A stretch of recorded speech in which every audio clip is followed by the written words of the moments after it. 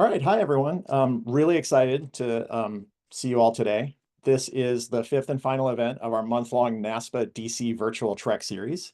I want to thank my colleagues on the NASPA Employer Relations Committee. Many of you are here on this call. A quick note, I said it just before I started recording, but my institution, the Middlebury Institute of International Studies, we have both policy and administration degrees, as well as a globally known translation and interpretation program. We're like one of the best interpretation schools in the world. So many of our interpreters will go on to be personal interpreters for the presidents of various countries and high-level officials around the world and at the UN. And so we're lucky enough to have a couple of them interpreting for us today. So there's some instructions in the chat, so if you're interested, check that out. So my name is Scott Webb. I'm an international I am an advisor here at the Middlebury Institute of International Studies in Monterey. I've been here I'm into my 10th year advising here. Prior to coming here, I worked for about 7 years in international development.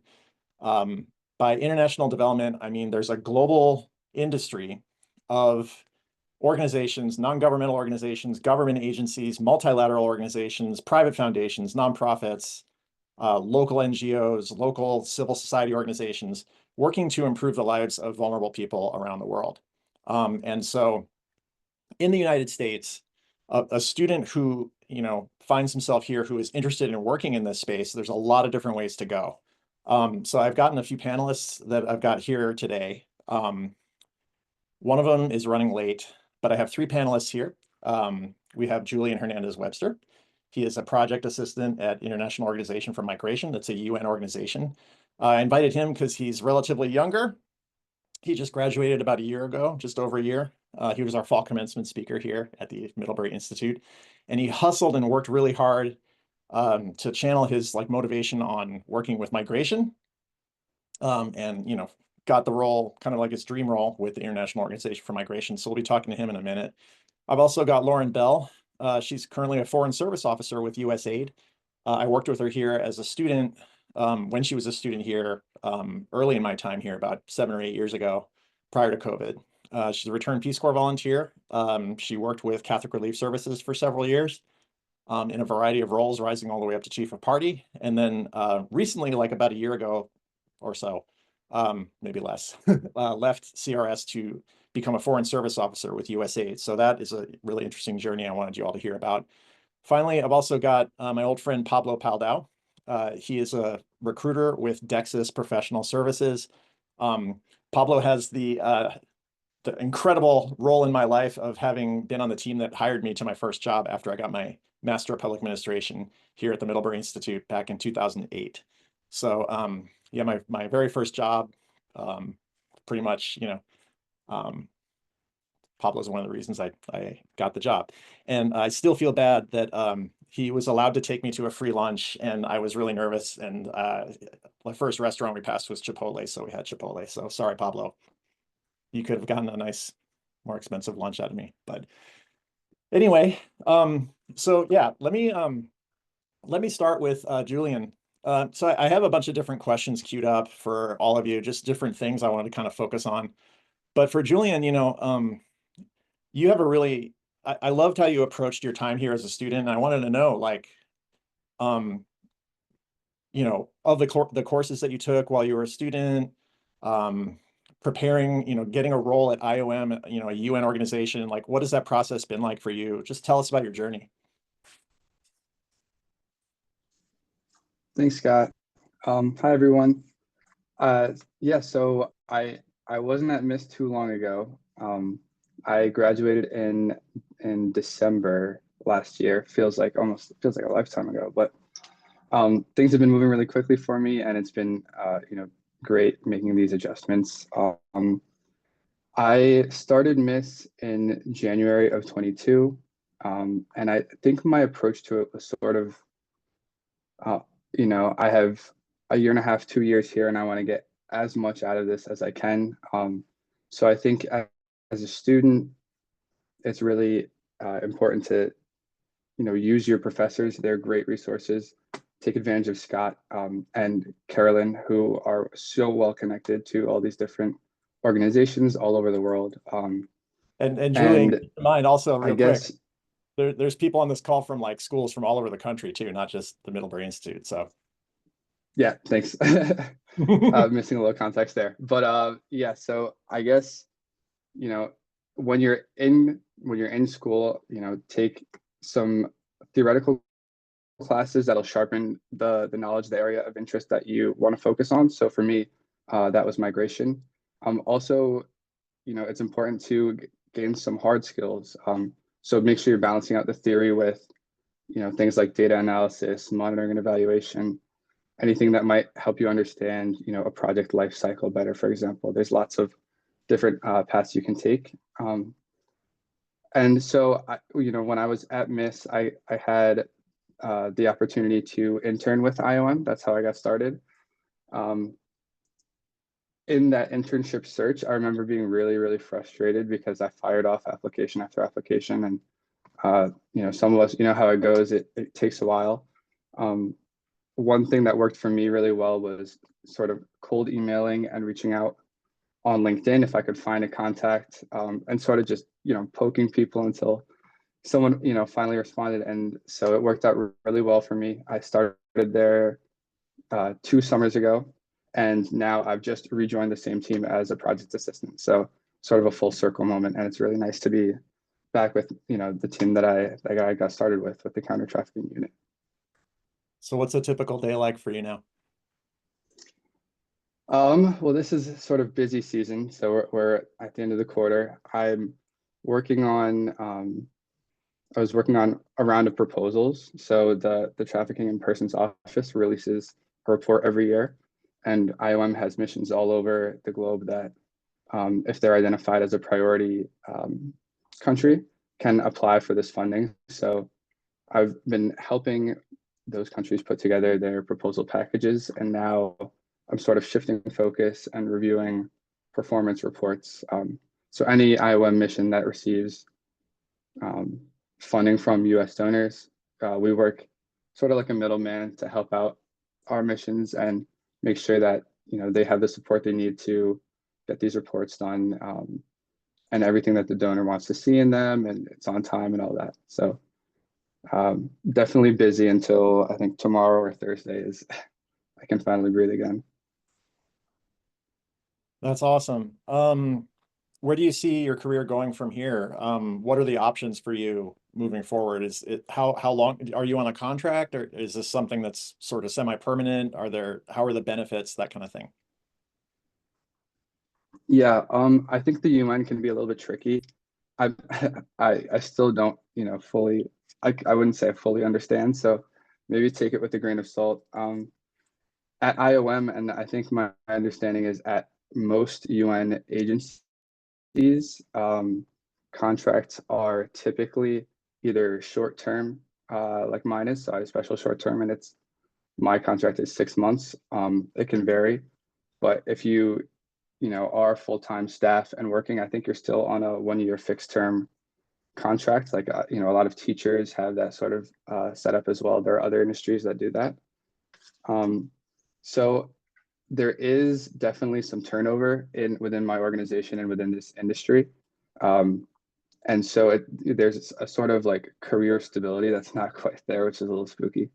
But at the same time, I do think that whenever there is funding, wherever there is funding, missions do try to keep their staff, because the culture has been really nice. First of all, everyone that I'm around is, brilliant, and they speak 8 languages, and it's been really fun to learn from everyone. And hopefully, I'll stay here in DC for a bit. And I'm still trying to figure out if I still want to move towards an international track or stay on a domestic track. I'm not so sure. There's pros and cons, and it's really a personal choice. Big sacrifices either way. So I don't know where I'll be Yeah. in 5 years. I don't know where I'll be in 5 months, as it turns out. So I mean, do you see a path to the field, like leaving the US and working outside the US? yeah, I do. I think there are great opportunities with IOM. And especially working in international migration, there is a tremendous need all around the world for people. I I work in counter trafficking, and so certain regions and trends are different from others. I speak Spanish, so I focus more on Central America and South America. But with an issue like human trafficking, there's chronic underfunding. There's always a need for more help. So I think with IOM, there's certainly pathways. And even if I just split and went on a different path, I think there's definitely opportunities out there. That's awesome. I really appreciate your input. If you don't mind like staying on, if people have questions that they could ask you like in the chat or something, Yeah, that'd be yeah, cool. of course, of course.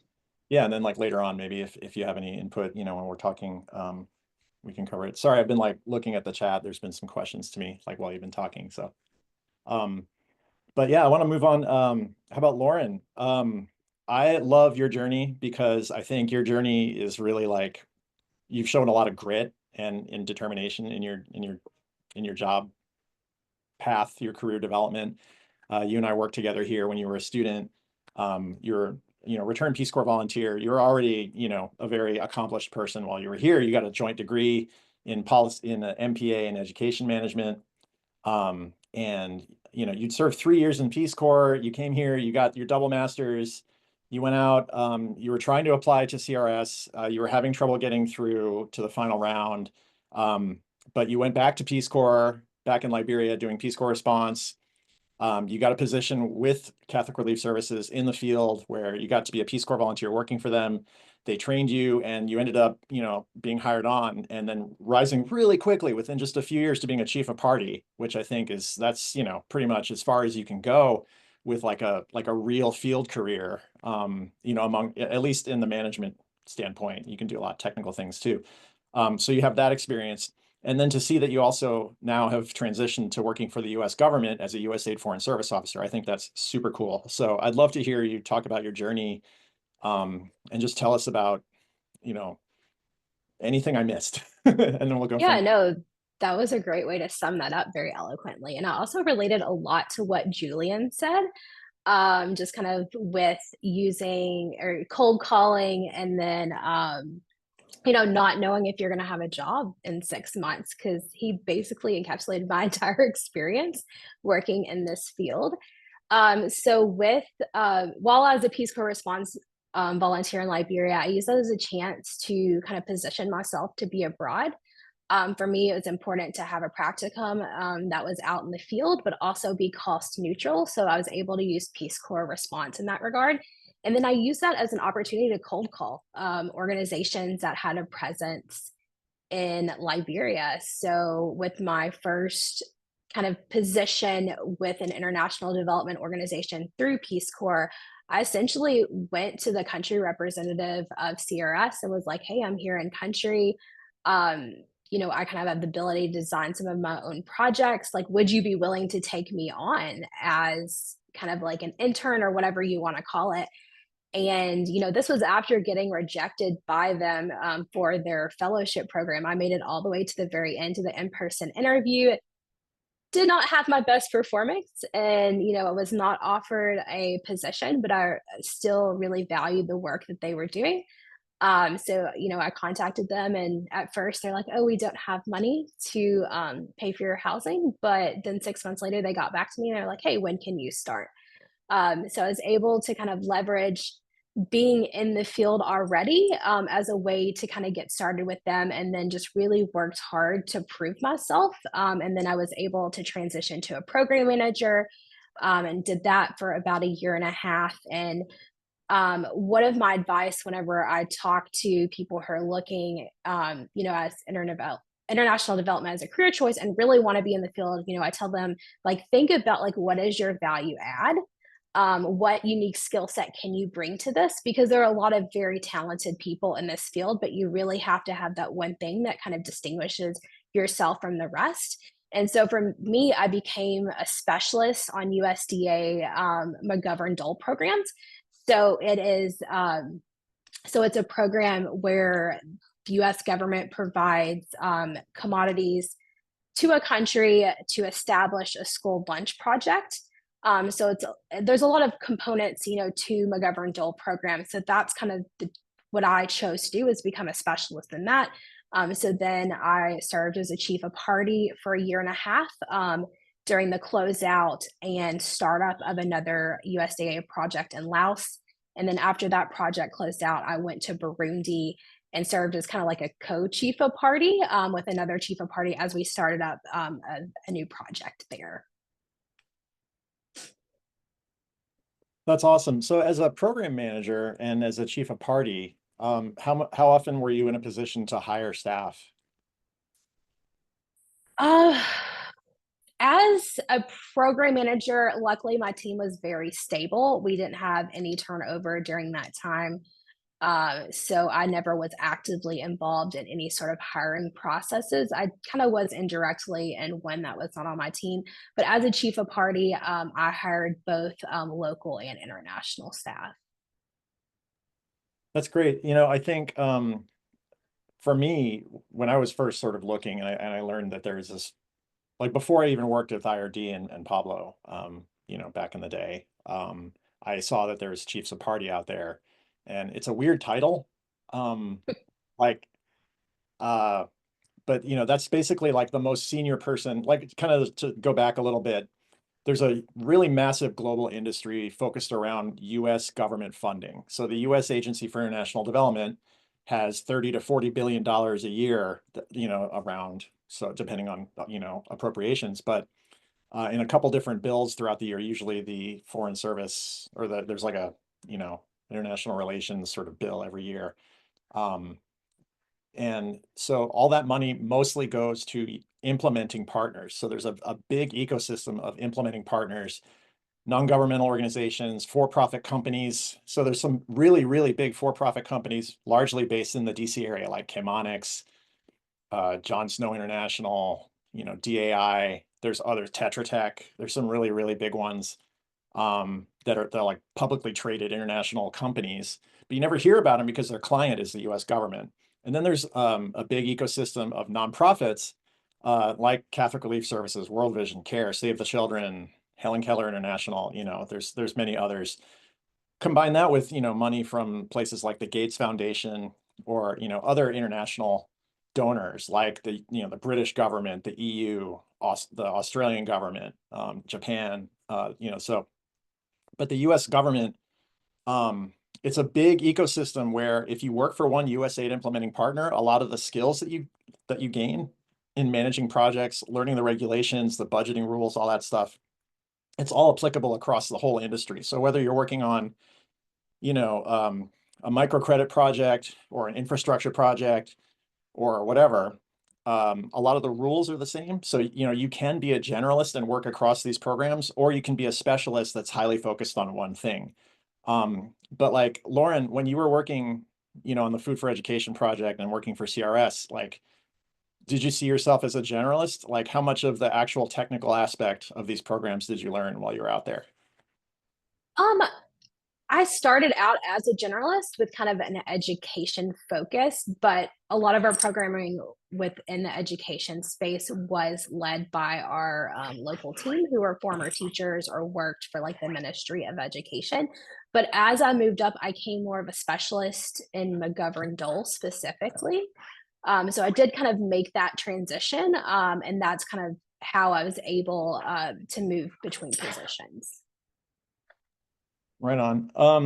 I had another question about working with CRS. Mhm. One aspect of international development is really working in the humanitarian space, like acute emergencies. And did you get a chance to do a temporary assignment in emergency No, response? I didn't. I was solely dedicated to McGovern-Dole programming. Gotcha. Right on. Well, that's cool. Um, so were there any disasters in that region while you were there that you had to sort of pinch hit on, or? Yeah, well, the pandemic. I was in Of course. Liberia when the pandemic started, so it was a very uncertain time for us. And at first, a lot of people there's a lot of discussion about like who's staying and who's going, and ultimately, I decided to stay in the field. Um, and so a lot of it was like, how can we continue programming, but also protect the participants? So I spent a lot of time, working with the team on, how can we reprogramming our funding, developing SOPs so that we could do food distribution safely, and then working with the USDA team like in DC to understand like how much flexibility we had because it was an unprecedented time. But luckily, we had learning from Ebola happening. I forgot how many years before to kind of pull on. Yeah, right. I mean, I was working for Catholic Relief Services when Ebola was happening, and I got to go to Sierra Leone in 2015 when it was really active. And so, yeah, the post Ebola West Africa, there's some still, they're still recovering to this day. Mhm. And, so yeah, a lot going on there. Well, that's cool. I mean, of the classes you took when you were a student, like, do you feel like there's any, tools that you still use that you may have learned while you were a student that maybe, students that are currently on this call, if they're still choosing their courses, that kind of thing, like Oh, what do you think you would need to be successful? that's a tough question. I cannot think of any classes specifically, but I think one thing that really helped me was a lot of the experiential learning classes that had like a group project component. For me, helped kind of build my confidence in my skill set. Before I was like started at Miss, I actually just started in the international education management program, not really thinking I was going to go into international development. And then I think my first or second semester there, I took one of the MPA classes and then realized, like, actually, I can do this. Where before I kind of had a lot of self doubt. Um, so, Yeah, yeah, I think for me, it's just like building that confidence. right on. Yeah, like program evaluation or Hmm. like doing assessments, that kind of thing. Exactly. Right on. Well, cool. Yeah, we can just kind of keep going around. Pablo, watching your career, it's just I remember when we worked together, you you were working on your master's at Virginia Tech, I think, when I met you.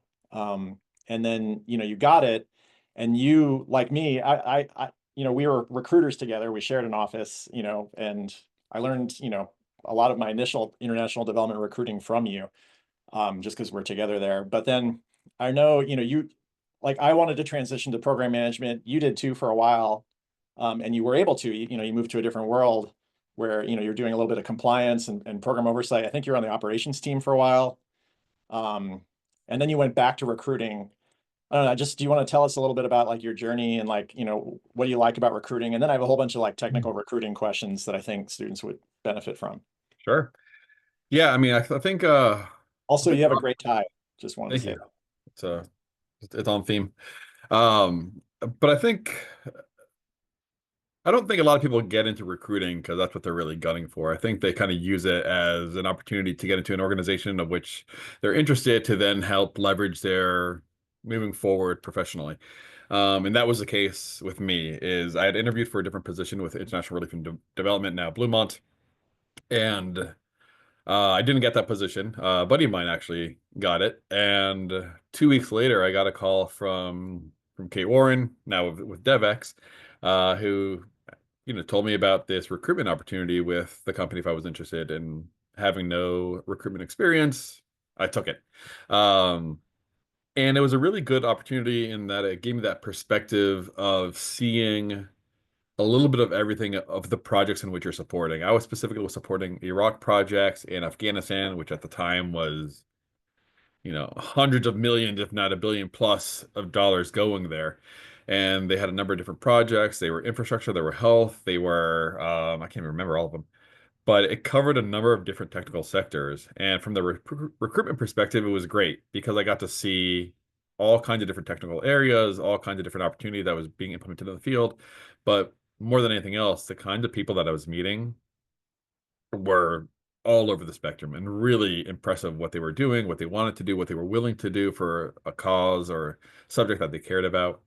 I think like everyone else, I was interested in project management, and almost every event I attend, every person I speak to, when they tell me that they want to do project management, I follow it up by asking them why. What do they think that means? And they usually have this very amazing experience of, or expectation that they're going to be like the doer, the voice. They're going to be implementing these projects. And while you are a key member of a team that's helping implement these projects and facilitating them, from a headquarters perspective, you are really an administrative manager. You are ensuring that everything that's being done in the field is being supported correctly at headquarters from a compliance perspective and things of that nature. Um, I was working particularly with the infrastructure team, and so very much focus on roads and bridges and things of that nature. I don't have an engineering background. My master's is in public and international affairs, so much more general. And the opportunity came up to focus on operations, which was project startup, closeout, and troubleshooting. And I loved it. It was an opportunity to see projects from a very different perspective from an implementation side, because you were seeing projects that were reaching their culmination. And so you're reviewing all their files and documentation for compliance purposes again. You were helping things get started from the beginning, which was everything from finding office space and utilities getting set up to hiring local staff. Um, to troubleshooting, which is exactly what you think it is. It's if something's going on and something needs to be investigated, we were going out there. Um, and then after I left IRD, I was kind of just looking at different opportunities. I had different experiences, and I just really enjoyed the recruitment aspect of it. And I have a really good acronym bingo card for the DC area of organizations where I've worked, for profit, nonprofit, some focus on specific technical areas, and just engaging the different people, everyone from entry-level candidates here in the US to, people who have like 30 to 50 years of experience all over the world to implement and lead a project. And I'm the first line of defense in a lot of cases to identify these people, speak to these people, and, be the voice for the company to sell the company to them. But also, I want to represent and sell the candidate as well. Like, I want to be able to reflect both sides and kind of make sure that both sides are happy, that we are getting what we need, that our client's going to be happy, usually USAID, but that also that the candidate is trusting me to do what's in their best interest. And I'm always happy to go above and beyond and ask for whatever they want to. It's not up to me usually, and not my money. So if I can get you more, I'm happy to do so.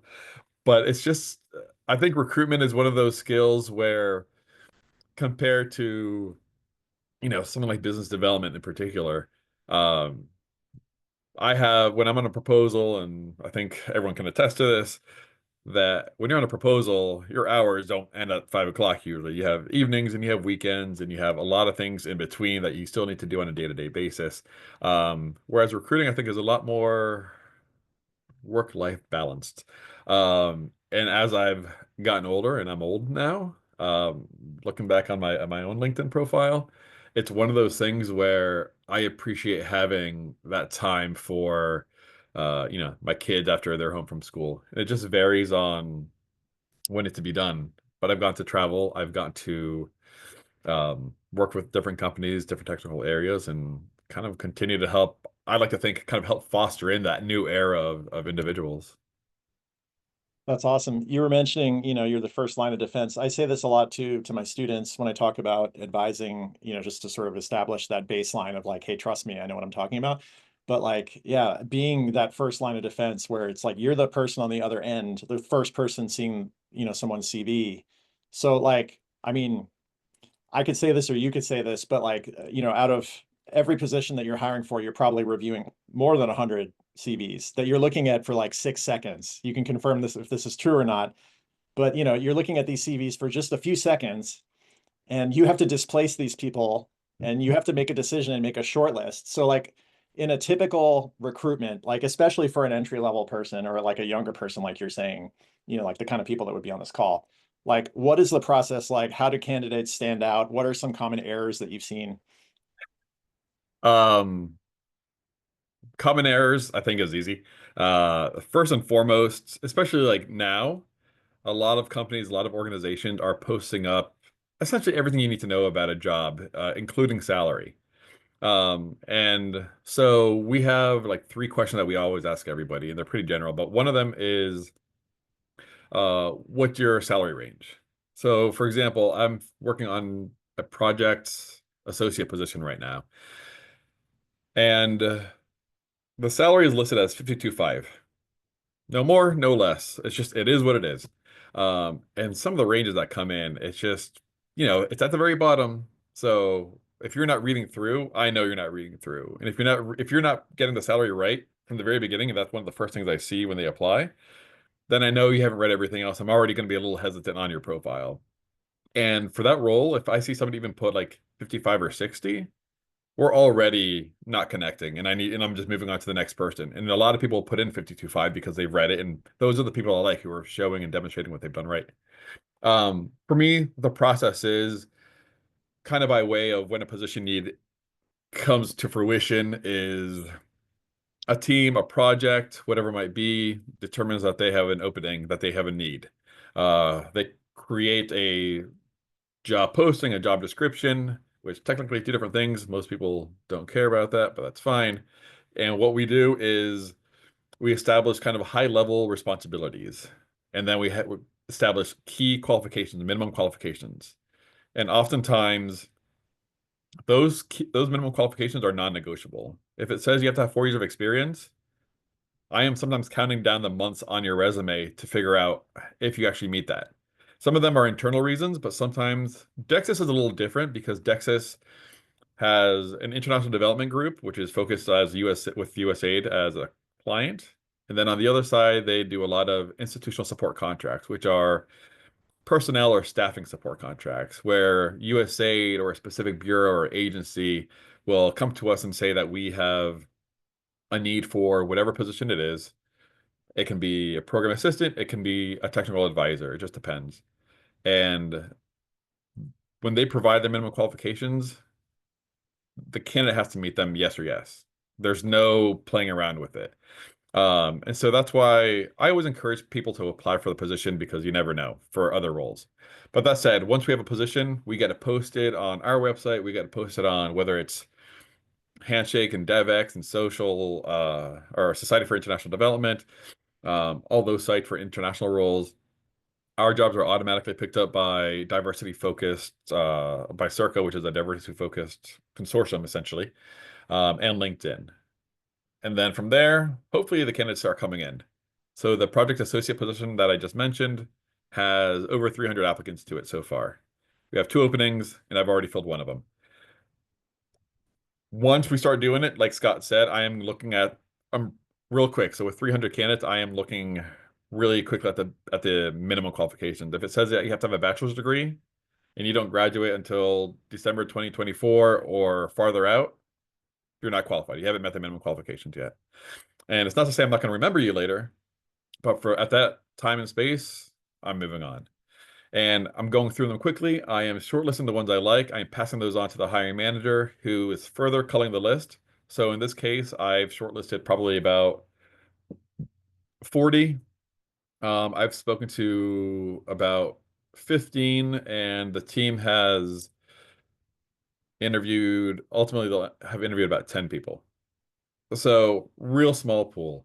And from there, depending on the organization, maybe there is a writing assessment, maybe there is a budget assessment. There's usually references, which I don't personally care for, but sometimes they're just required.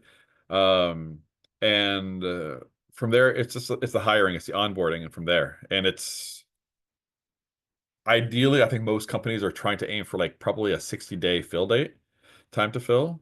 It just depends on the role. Sometimes you can fill a role in 2 weeks, and sometimes I have one that's been open forever, and I'm never going to fill it. But that's just part of recruiting. Yeah, But again, it's cool because I'm also working on headquarter hires, project hires, and proposals. So it's a little bit of everything too in my role. that's awesome. You were mentioning, the screening interview, and a lot of people think, oh, the interview is the interview, but it's not. I mean, the interview with you is just a screening interview usually, right?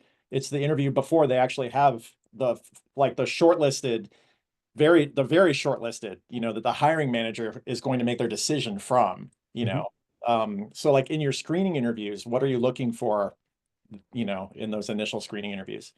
I want to see how they communicate. I want to see how they interact and engage. I'm a pretty easygoing. I mean, I'm wearing a skeleton shirt with a fake tie on it. Like, I'm here to have a casual conversation. I don't just read a question verbatim. I ask every candidate the same question, but I try to phrase it as like conversational as much as I can. Um, my questions are essentially high level overview of like I really want to make sure that they have read the job and that kind of understand. And if they are unfamiliar with the company, because Dexis slash DPS is a little different compared to the Chemonics and the DAIs and the MSHs, et cetera. Then I want to make sure that they're prepared for it. But my questions are everything from what are they currently doing? Why are they interested in this role?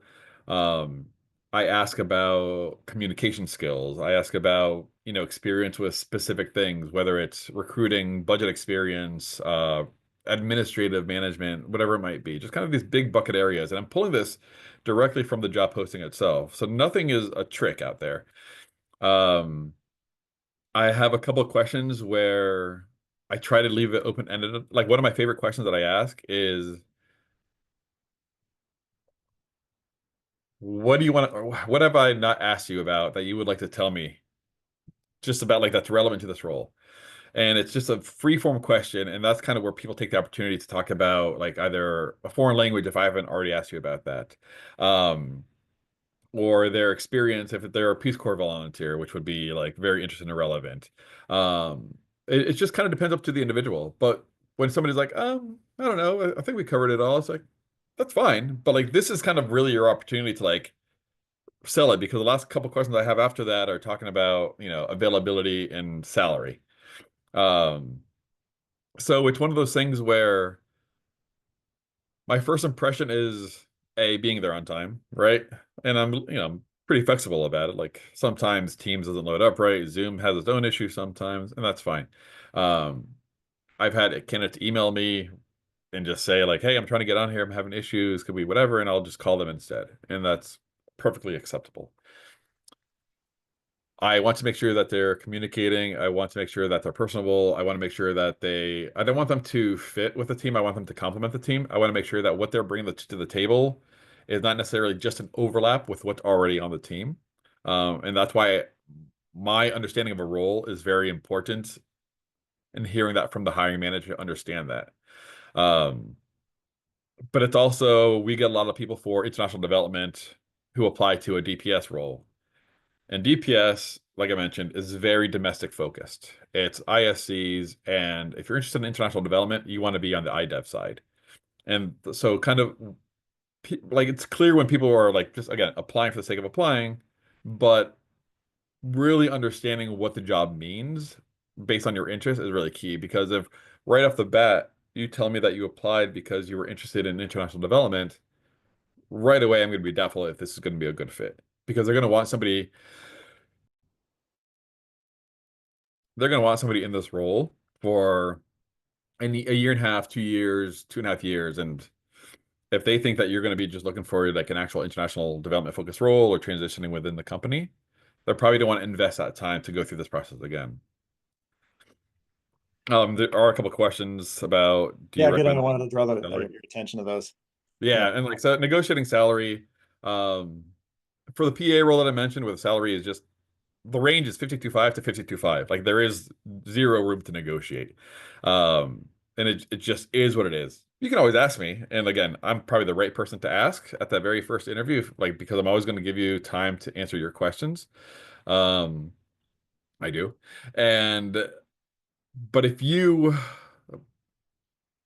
there is a range, it doesn't bother me. Like you should always ask for more money or something, right? I mean, if I say our offer is Dexis is really good about it. MSH was really good about it.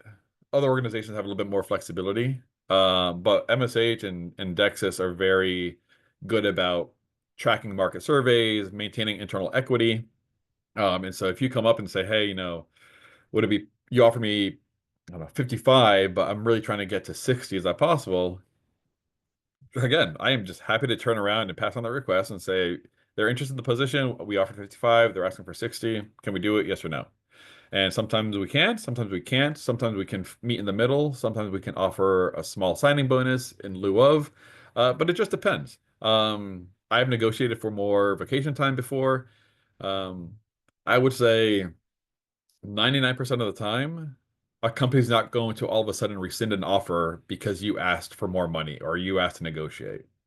There are companies that will do that. I don't think they're in our sector, but they exist. Um, and can the 4 years of experience include work experience not in international development? And that's a good question. And that actually just depends on the job, each job posting, really. Because for me, it's a matter of how the job is written. In some cases, we'll have a job that will just state this position requires 4 years of experience, and that's it. And 4 years of experience is 4 years of experience. And I'm happy to count. And when I mean 4 years of experience, it's usually relevant office professional experience. It's not to say that other roles aren't relevant, but typically I'm going to be looking for those bigger buckets. Um, and so they don't have to be necessarily in the right field, but they should be relevant to the role in which you're applying. Otherwise, they might state the position to say this role requires 4 years of international development experience, or 4 years of proposal experience, or recruiting experience, whatever it might be. And that's where like I'm really digging into like the months of your resume and to count up like, are you meeting these qualifications or not? So it comes down to taking ownership of the jobs that you've had. And while I never take my own advice, I always suggest to other people is that you should have a variety of resumes at your disposal, and they should encompass, you should have like one master resume that just has everything on there. And as you're applying for a job, and I know it's tedious because you're probably applying for a lot of jobs, but if you can kind of have like kind of a few on hand that like this one is focused on administrative work, or this one's focused on talent acquisition. And that way you can just kind of pull it together and don't limit it to a page count. It's all online. I don't care how long a page is or the resume is. Excuse me. But it's really key to represent your experience. And if you go over 1 page, 2 pages, 3 pages, but it's good information, then I want to see it. This is good. I appreciate this. One thing I've been meaning to ask you, and I get this question a lot. I used to ask it when I worked at CRS when I was recruiting there. What do you think, and how do you consider internship experience while a person's in graduate school? How does that apply to experience when you're calculating that? I'll still count it. If it's part-time, I usually count it as half credit. And if it's a full-time internship, then I'll count that as well. But again, it's usually like I'll probably count that depending on where the internship is. I may put that towards relevant years of experience, and I may put it towards overall experience. Um, and again, it varies from person to person, from recruiter to recruiter. I mean, sometimes I will think something's experience, but the HR president will not. And it's just, again, I'm here to not only fill a position, but I'm here to advocate for the candidate too. And that's again where your resume comes into mind or into play is like the more information I have to justify it, the easier it is to get somebody picked and hired. Very cool. We had a bunch of questions that were put in to the RSVP, and I feel like we've addressed most of them. There was a couple of questions about being an international student. So, yes, there is the industry that's focused on, getting people that are US citizens, but like, for an international student that's here to work in international development, I mean, maybe from Pablo, it's just because you're the hiring person, but like, what do you see as opportunities and ways to break in? Especially, well, there's two different, sorry, real quick. Sure. I mean, there's positions in the field, like, okay, I can go work internationally and anyone can do that. But I think what their main focus is, most international students that are here in the US, they want to use their OPT. And they're one to, if it's a STEM degree, they have, 2 to 3 years of work authorization, otherwise just 1 year. But like, what are options for them that you can see? Yeah, and that was going to be something I was going to mention as well, was one of the big things when we're considering people, like that's one of the questions as well is, do you require visa sponsorship? And again, it depends on the role. So if it's a role who's going to be embedded with the Department of State, then it's probably not going to work out. If it's it's a visa where the school will own or manage your visa and it goes from them to the company, but they are kind of running it for that student. I had a student mention that to me 2 weeks ago, and I was happy to pass her along to the hiring manager for review after I had already interviewed her. And it's one of those things where at the end of the day, we want the right person in the job. We want people to complement each other. We don't want just to be the same person over and over again.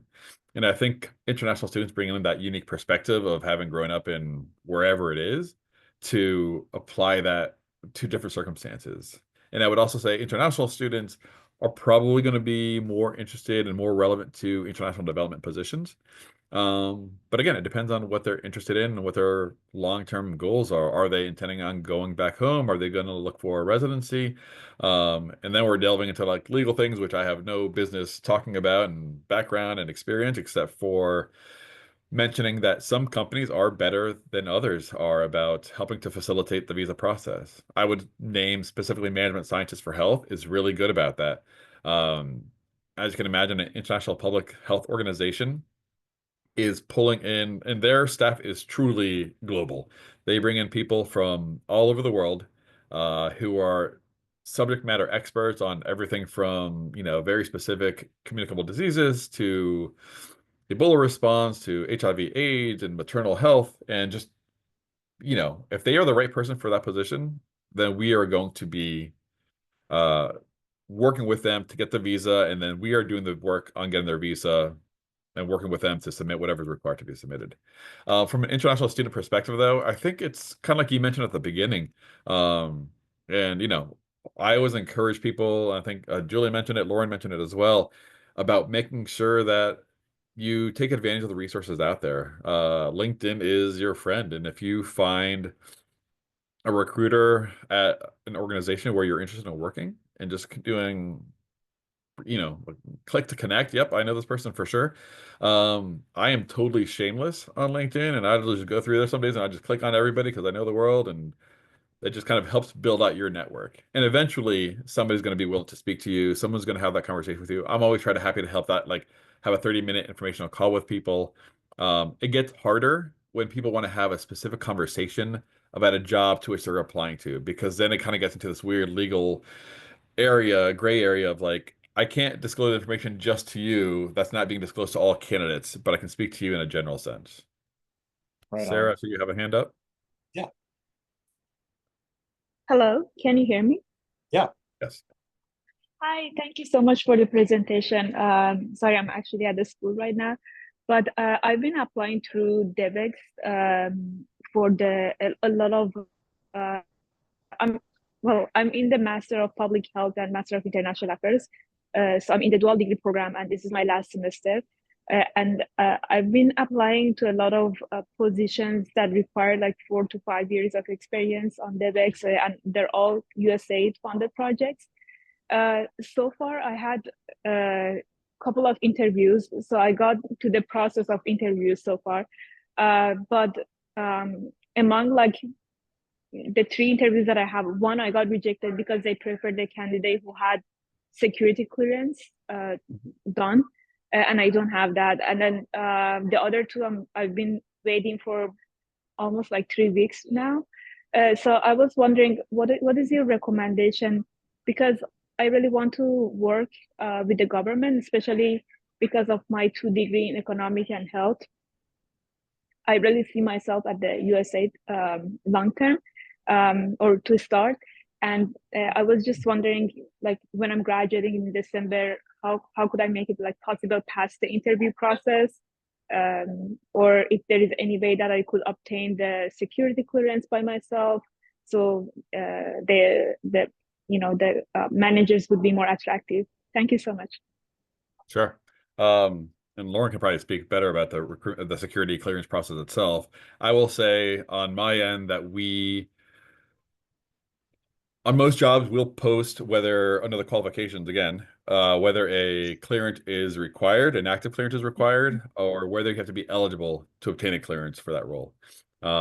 If you are eligible and you are selected for the role, then they are going to help facilitate that process of getting you submitted to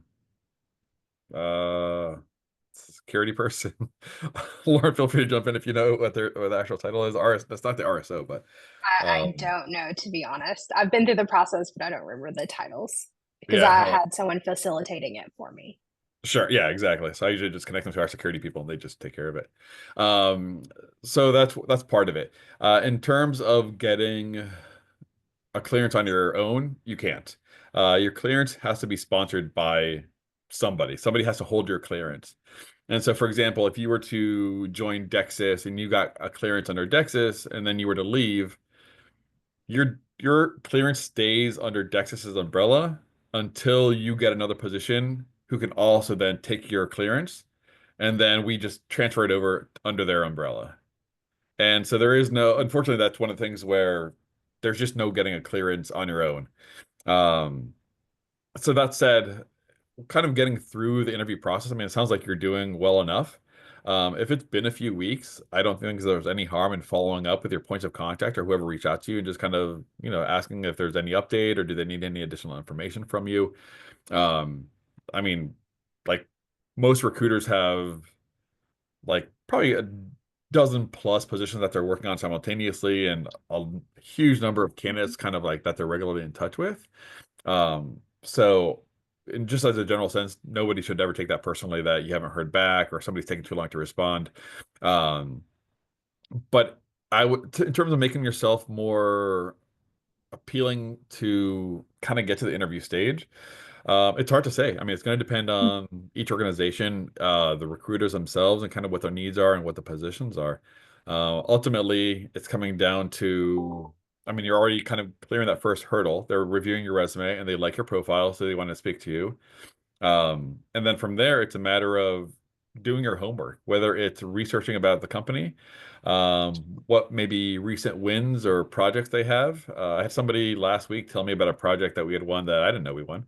And that's kind of was really interesting to me that like they had kind of dug into that, like, oh, you guys just won this award in wherever it was. And like I was really interested in that. So I looked at these other jobs that were interesting. So being able to highlight your experience. And in a general sense, I recommend candidates, and this is true in your resume, but especially during an interview, is to really own the work that you've done. Like, you don't need to say, oh, well, I helped out with this. Like, in most instances, you were probably as a part of a team working on something, some things you did on your own, but really being able to say, like, yes, I did this, and my role was this, and to answer their question is, and X, Y, and Z, which directly speaks to what they're looking for. Because it's not just about the technical expertise. It's also, like I mentioned, it's being able to um, translate your experience and your skills into the position in which you're going to take. And that's, I think, kind of the challenge with a lot of people is like, how do you translate like everything that you've done from paper to somebody? And once you're having that in-person conversation, I think it's a little bit easier to communicate what you've done, what you want to do. How does this position or this company or organization fit into the bigger picture of your career? Very cool.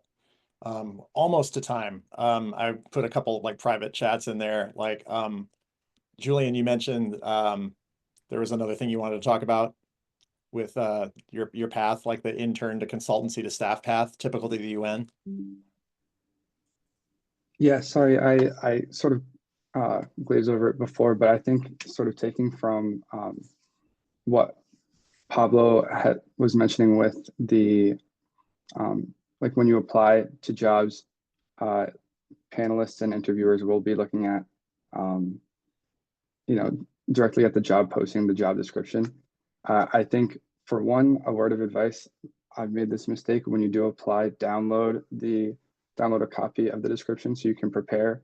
Otherwise, you will be wishing that you did when you are called back for an interview and you don't know what job you applied for because it's one of 100.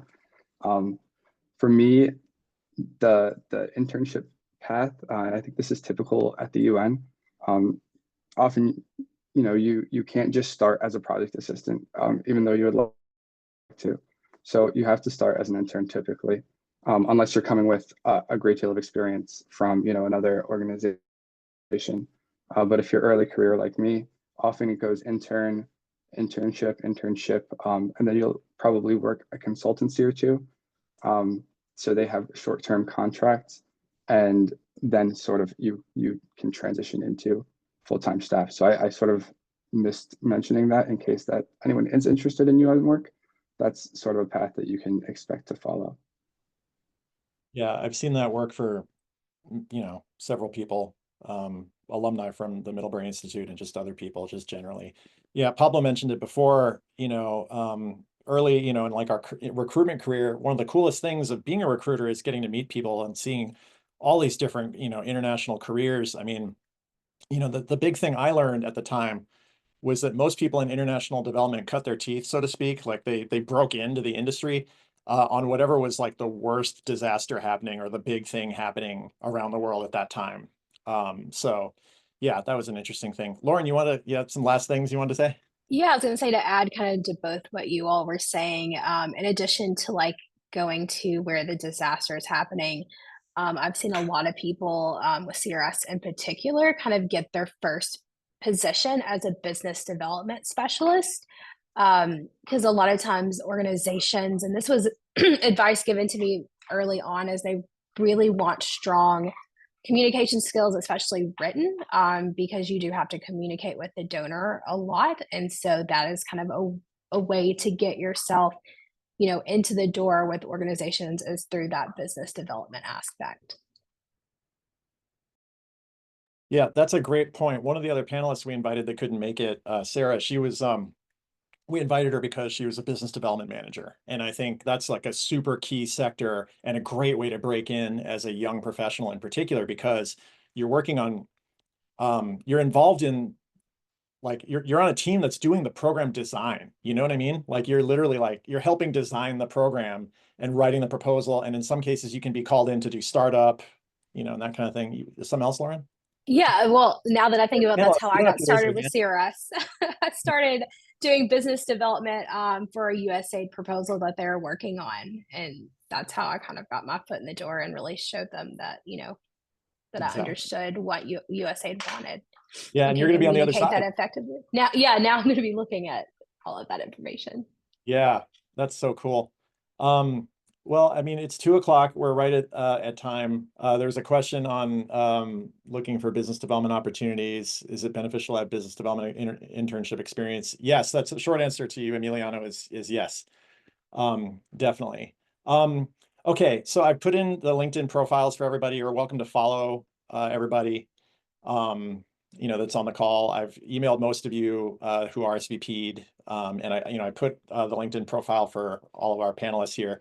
Thank you so much, Pablo, Lauren, and Julian, and really appreciate your time. It's been incredibly helpful.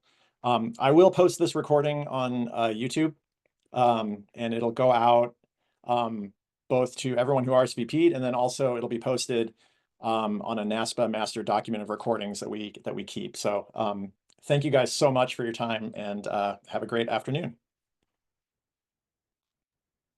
Thanks, everybody. Thanks, Scott. Thank you. Nice to meet you, Julian, Lauren. Thank you.